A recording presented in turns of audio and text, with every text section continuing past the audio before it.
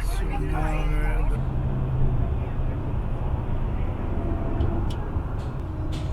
we're heading to Buffalo, New York.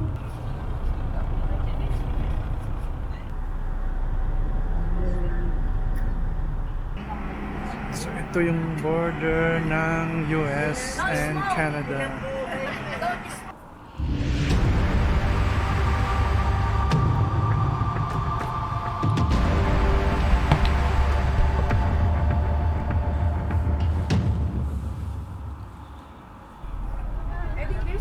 So now we're at the bus.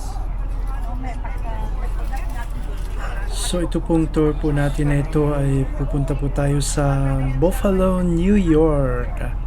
So we'll be taking a bus tour. Compliments of one of our friend who organized this bus tour going to Buffalo, New York, USA. So bali first time po namin na pumunta sa USA. So sasabihin ko kung paano yung pumunta sa USA using the bus tour, kung ano yung mga dapat dalhin pagdating natin dun sa border ng USA. So now mostly ang mga kasama namin dito yung mga Pilipino na gusto rin pumunta ng USA. So mostly sila yung pupunta sa mga casino. Then some were like they just wanted to cross border so that they can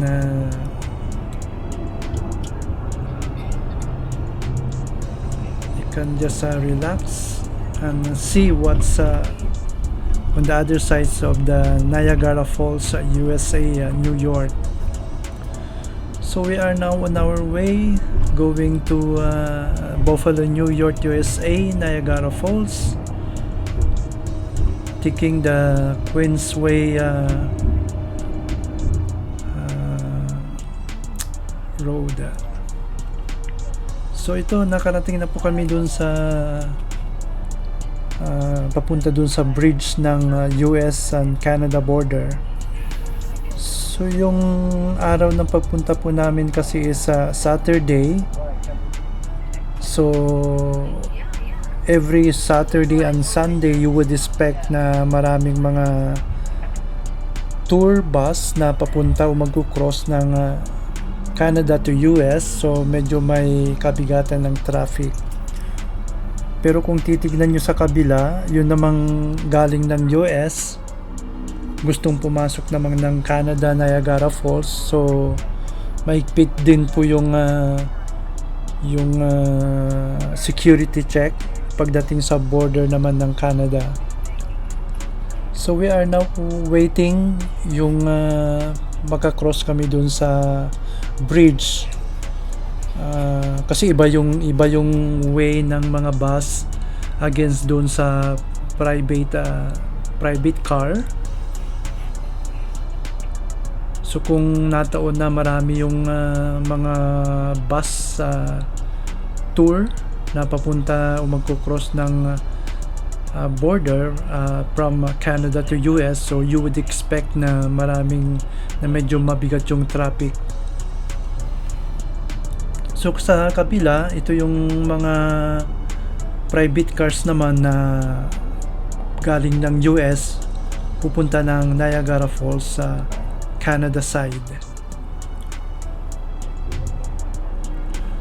So ano ba yung mga requirements na dadalhin mo kung halimbawa Canadian citizen ka or permanent resident ng Canada, or may visa ka, let's say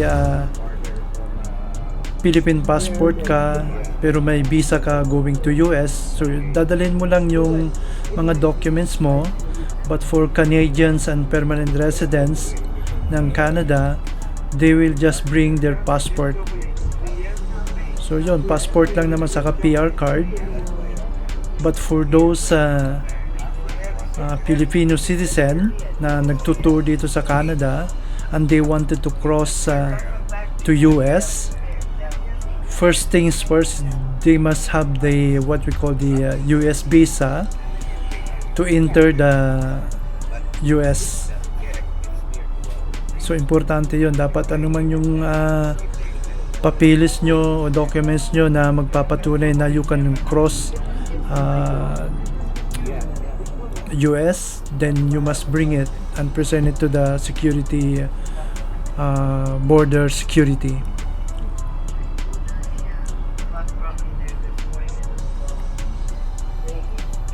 So medyo matagal-tagal din po yung paghihintay dito kasi Saturday weekend nga, so maraming mga nataon na maraming mga tour bus na nagko-cross din. So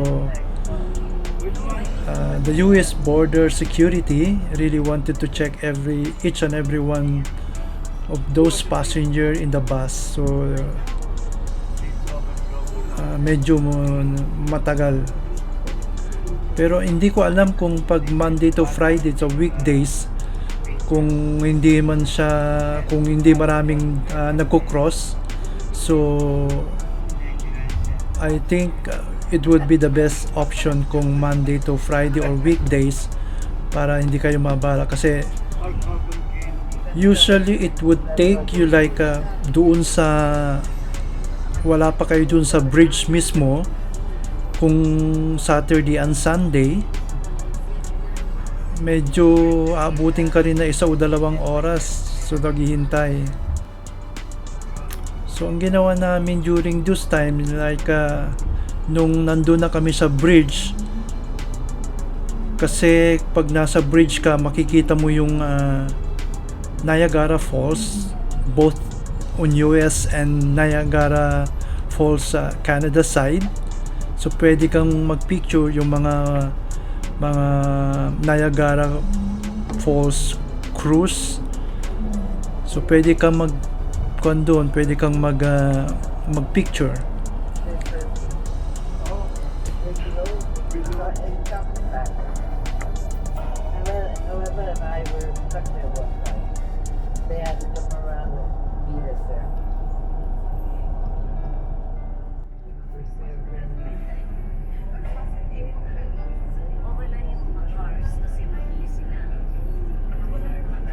I bet she called you because she said to me, call Jackie to find out the limits go because she said she was in something.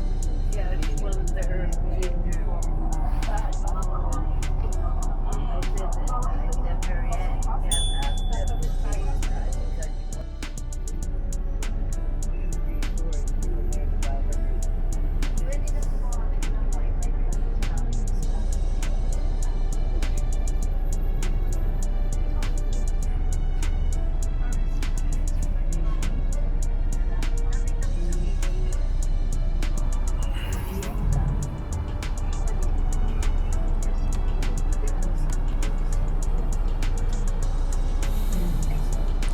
So kung makikita nyo yung mga private cars, so I think ilang lanes yun, 3 lanes ata. Then at the right side, dito sa right side ng lane na to is yung mga bus naman. So yan, ito yung sinasabi ko na pag nandun na kayo sa bridge, makikita nyo yung waterfalls, Niagara Falls. So pwede kayong magpicture dyan, pwede kayong pero hindi ata pwedeng lumabas, but you can just take pictures dun sa window ng bus. So kung nakikita yung mga taong dumadaan dyan sa bridge, usually yan din yung mga nagko-cross. So mayroon ding yung tinatawag nilang pedestrian ba yun, yung maglalakad ka to cross either Canada border or US border. So we are now passing going to US border. So kung yung mga gustong maglalakad, yeah, they can just bring their passport and then they just present it to the border security, both in pagpapasok ka ng US, i-present mo yung Canadian passport mo, and then makaka-cross ka going to the US. Sa kabila naman, yan yung mga papasok ng Canada from US. At pag yung pag nag-cross ka na sa border ng US at gusto mong bumalik ng Canada, then you will also present your Canadian passport dun sa Canada border naman. So yung whole way na yan yung daanan ng mga tao na gustong mag-cross doon sa US side. So yan yung sinasabi ko, sa window pa lang pwede kang mag-picture diyan. Makita mo yung Niagara Falls sa Canada side, and then sa kabila naman is yung Niagara Falls US side o yung Buffalo, New York.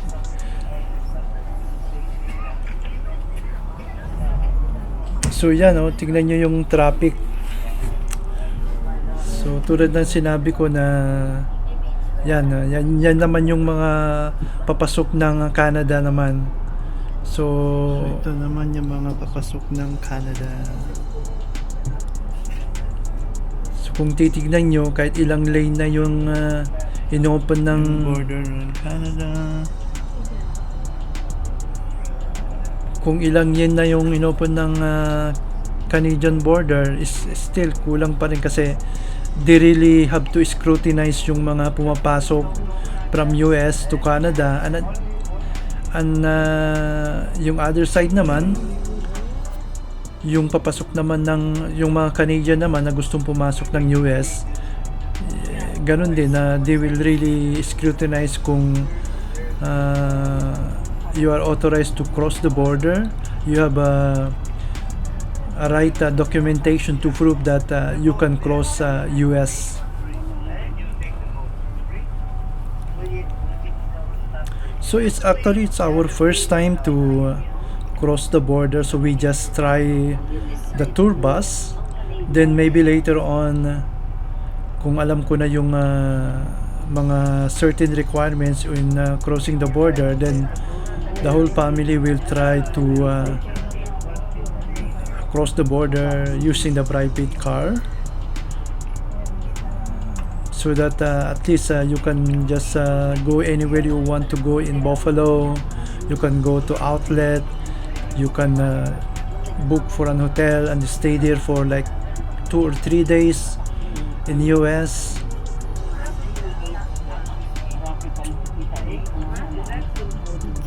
Actually, one of our plans before is to go to New York, but then one of my friend told me that it would take you like 10 hours to drive from Niagara Falls, Canada, and then going to New York City. It would take you like 10 hours of private car drive.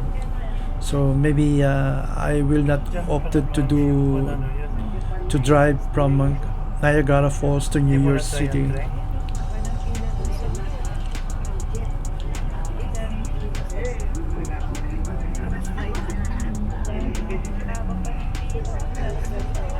So usually ang sinasabi ng iba is mas maganda yung Canada side Niagara Falls compared doon sa Niagara Falls US side.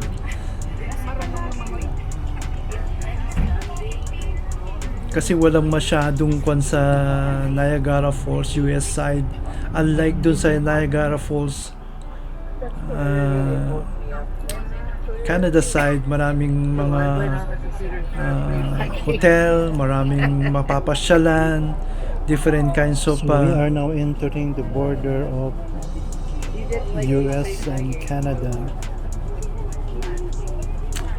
Again, pag hindi pa kayo subscribe sa aming channel, just click first time to cross the border. the subscribe button and the notification bell. We will try.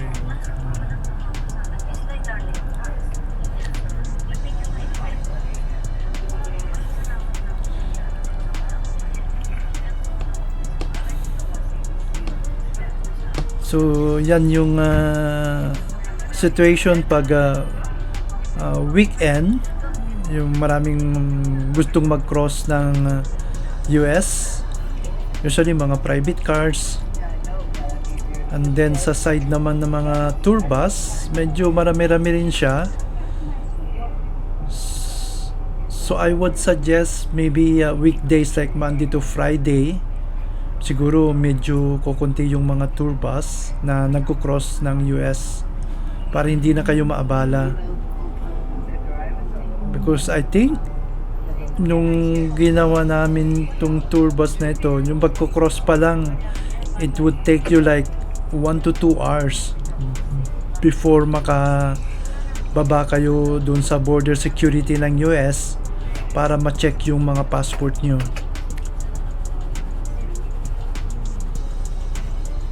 And then siguro I would suggest na, kasi yung sa amin, yung bus namin kasi umalis siya ng Toronto like I think 9:30. So medyo late na. So siguro pag umalis kami na medyo maaga, mga 7 or 8, siguro medyo hindi na kami inabot ng ganitong traffic. So marami rin kayong mga masesearch sa internet if you are within Toronto or Ontario. I should say Toronto kasi may mga Pilipino na nag-organize ng mga ganitong tour. So pwede kayo mag-search sa internet, or if you have any friends na Pilipino, then sometimes they invite you to go for a tour for a certain like I think we paid $45 per person, Canadian dollars, but they will give you like $25 US. Yan, balik na kami. So tapos na yung clearance namin sa US border side. So mamaya sasabihin ko sa inyo kung ano yung mga... So we're finished with the passport. So at least alam na namin yung next time pag private car naman ang dala namin, alam na namin kung ano yung gagawin. So after makuha namin, ma-inspect yung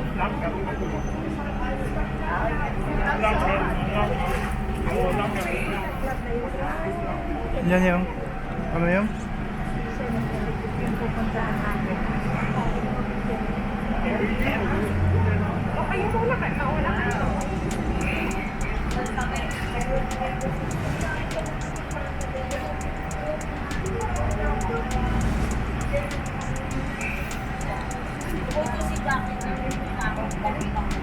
so ito yung border ng US and Canada.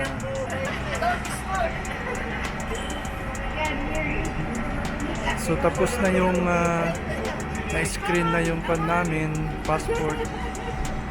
So welcome to US. Okay, so yung mga tips na maibibigay namin, kung ano yung mga tinanong sa amin. Sa akin, ang tinanong sa akin kasi is, although Canadian passport na yung binigay ko, tinanong sa akin, are you a Canadian citizen? Obvious naman, di ba? So passport ko kasi Canadian. So yeah, I just say yes, Mr. Officer. Yeah. And then dun sa anak ko naman na 21 years old, so ang tinanong sa kanya is, do you have anything to declare? Siguro yung may dala ka bang pera, ganun, that you need to declare. So kung wala naman, just say no. Yung mga ibang tinatanong, so how many days you'll be staying here, or where will you go? So yung mga basic questions, kayang-kaya naman sagutin. Ang medyo mahirap lang yung mga hindi Canadian citizen, so they really have to ask you yung why you're crossing the US border. So, may tanong sila sa'yo regarding your what will you do here. Just sagutin mo lang siya ng honestly, then makaka-cross ka naman talaga. So yung pinuntahan po namin dito is yung Seneca Casino. So it's just like I think 1 kilometers from the US security border. That's US border.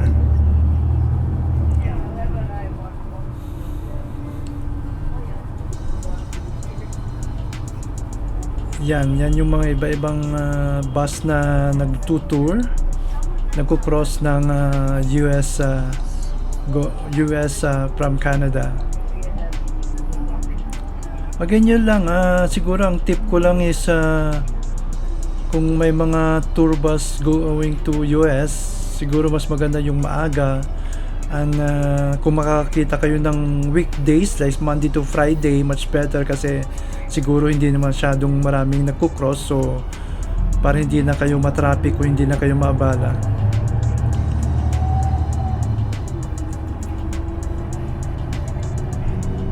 Yeah, so tulad ng sinabi ko, I think based on my first experience in crossing the US border using the Niagara Falls, I think mas maraming recreational facility yung Niagara Canada side compared dun sa Niagara USA. But since Canadian kami, so we tried to go to Niagara Falls Canada side, which is the Buffalo, New York.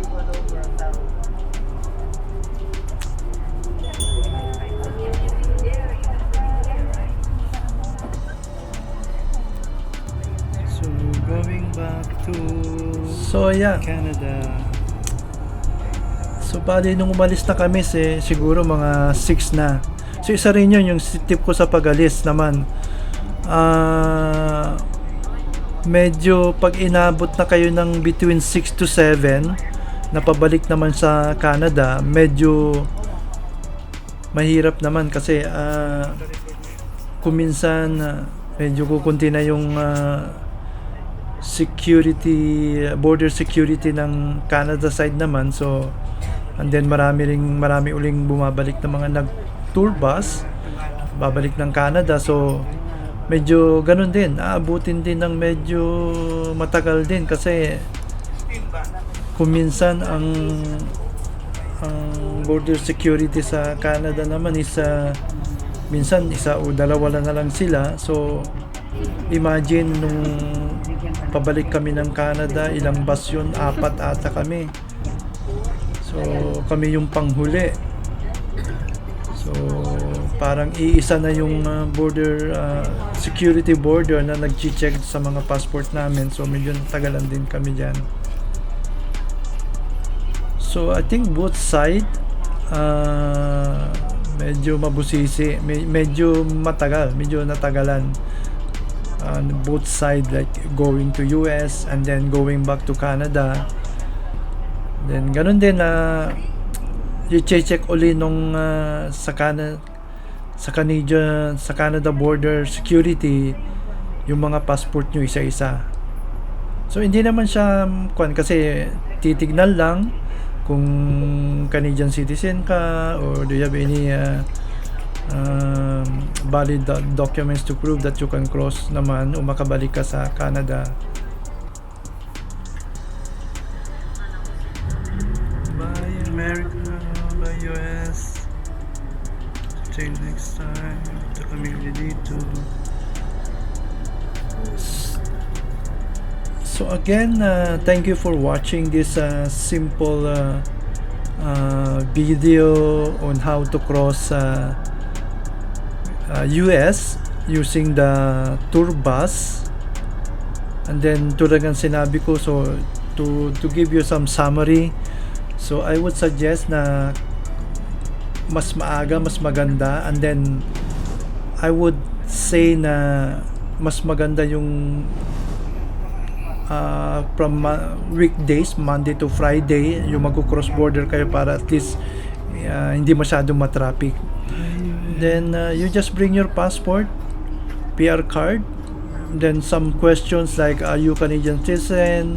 Just answer it yes, or do you have anything to declare? Just say no if there is no, or yes if there is something that you need to declare. And then some other questions are how long you've been staying here, things like that. So just answer those questions honestly, then everything will be okay.